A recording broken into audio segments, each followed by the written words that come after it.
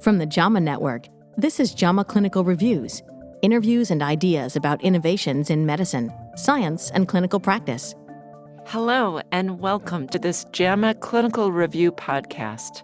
I am Mary McDermott, Deputy Editor of JAMA, and I'm here today with Dr. Wendy Levinson, who is Professor of Medicine at the University of Toronto and Chair of Choosing Wisely Canada. Today, we will be discussing Dr. Levinson's recently published paper in JAMA's Insight series on climate change and human health. Dr. Levinson's paper is titled Medical Practice and the Climate Crisis. Welcome, Dr. Levinson. Thank you for having me. When I read your manuscript, I was surprised to hear about how much medical practice contributes to climate change, and I wonder if you could tell us a little about that. Sure. Everyone knows that climate change is a big problem, and our patients are very profoundly affected by heat domes that are going on right now.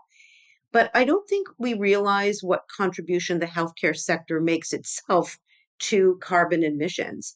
And in the United States, for example, 8% of all the US carbon emissions come from the healthcare industry.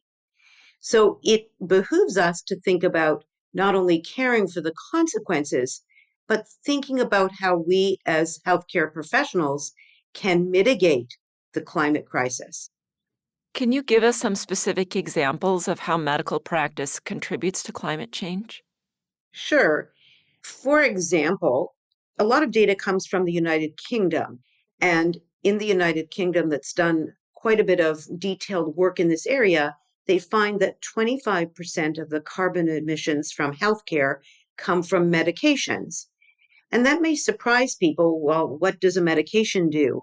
But really, the supply chain that produces and transports medications, produces them largely in Asia, transports them overseas, distributes them by truck and train all over the country, go to pharmacies, to patients, get thrown in the waste bin. These are all part of the supply chain and the consequences of medications. So 25% of their carbon emissions come from medications alone. But I'll give you another example, Mary. I mean, just think of all the routine laboratory tests we do in the hospital or in the outpatient sector. And all of these laboratory tests use medical supplies, create plastic waste. And each of those things has a carbon footprint. So I say that every test and treatment we perform has a carbon footprint. Physicians are overwhelmed right now with patient care, and I'm wondering if you can give us some examples of what clinicians can do that won't detract too much from the main focus of patient care. Yeah, that's a great question because, of course, we don't want to add to physician workload. So I have a number of suggestions. One is very simple. If 30% of tests and treatments we perform are not needed, and that's what a lot of research shows, then asking the simple question, do I really need this test or treatment?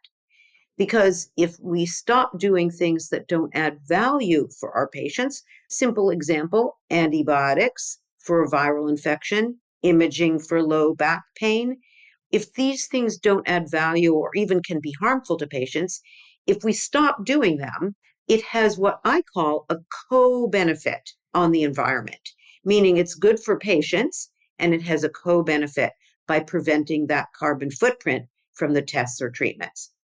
So that's one example, but let me give you just a couple of other quick ones. I think there's some easy things we can do when we substitute something that's toxic to the environment with something that's equally effective but less harmful.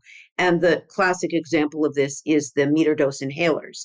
So we all treat people with COPD and asthma. We use these meter dose inhalers, which are highly volatile and contribute to carbon emissions. And if we switch to dry powder inhalers as a routine or start new patients on these, they are just way, way better for the environment. They don't have the toxic chemicals, and that's a simple substitution. Another thing that clinicians can do is they can incorporate decreasing environmental harm into quality improvement. Many of us are involved in quality improvement at some level, our hospitals, our clinics, in any setting we work in. QI is just part of our world now. And we use plan, do, study, act methodology to improve what we're doing, improve patient outcomes. But one can incorporate improving environmental harm, decreasing environmental harm into quality improvement. And so that is really an opportunity for people, especially groups of clinicians that are sometimes required to do quality improvement, that could take a topic and apply an environmental lens to quality improvement. Those are great examples, Wendy. What are some obstacles to addressing the adverse effects of medical practice on climate change? Well, I think we all have habits that we get used to. They're things we do routinely. Let me give you a couple examples. We've done in-person visits for many years. COVID pandemic made us realize we could do things virtually. It was a disruptive effect on the healthcare system. And the benefit of virtual visits when they're appropriate for patient care is they also don't have a carbon footprint of transportation. They're not inconvenient for patients. They don't have to leave their work, pay for the cost of transportation and parking, have people cover them for childcare or whatever they're doing at work. And it has a co-benefit on the environment. So that's something we changed. But there are many other things we do routinely. A good example of that is use of gloves. In the UK, there's a big campaign called Gloves Off, because we use a lot of gloves when simple hand hygiene would be sufficient. In a typical ICU, we use 100 pairs of gloves per patient per day. And all of that is plastic waste and has a supply chain to create the gloves. So if we disrupt some of our routine patterns, we can make simple changes that don't take time and are easy to implement. How do you think we get started with really making significant change in the practice of medicine for the sake of climate change? I mean, our readers will read your article and learn a lot, but how do we systematically and in an organized fashion really make change in medical practice to help the climate? I think that there are multiple levels to that question. One is the individual. I think to start with, if we each realize that we have a role to play. So many of us recycle at home, and we think that that's part of our normal life, but we don't think, what can we do in our daily practice? So if people picked one thing they wanted to change in their practice, the way they recycle, single-use instruments, plastics, these dry powder inhalers, or some beginning that might be a small change we could make in our practice, that would help. A second is to think about the place in which we practice and whether we collectively, as a group of clinicians, healthcare professionals, could make a change. The classic example of that is the operating room. There are many things that happen in the operating room which lead to carbon footprint. In fact, typically the operating room leads to a third of the waste in a hospital. So a team of surgeons, anesthesiologists, nurses that work in the operating room could together decide, okay, we're going to do something to improve this. And they could pick a few targets. They could reduce the use of desflurane and replace it with another anesthesia drug that is less toxic.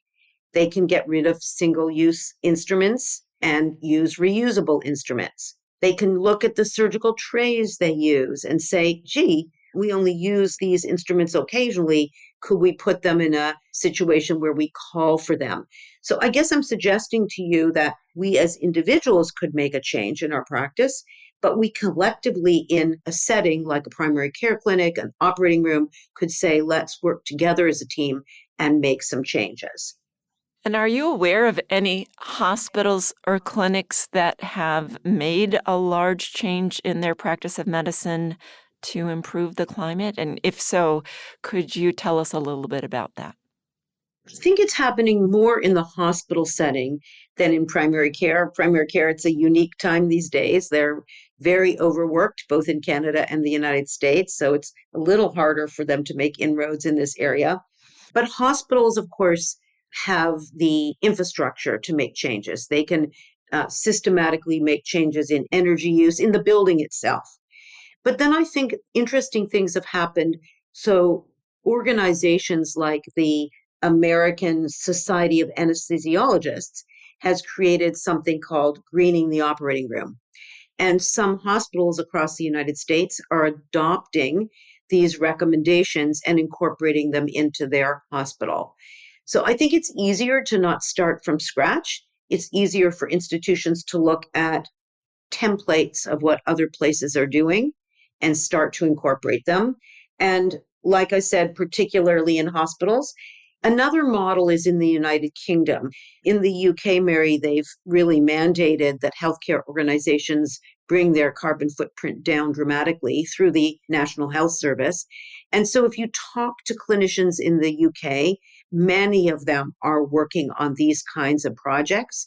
And there's some of their materials online, so we don't have to start from scratch. Would you say you feel optimistic about our ability to make the change needed to reduce the effects of medical practice on climate change? I do feel optimistic. I mean, I think we have a huge global problem, and physicians and other healthcare professionals are worried about it, but I don't think we've weighed in. And we have leadership ability and skills as healthcare professionals that we can bring to bear. Some people are very comfortable advocating and involved in policy. That's sort of not my thing, but I think we can advocate at the local level, like changing how our hospital does something, and we can also advocate through our national societies.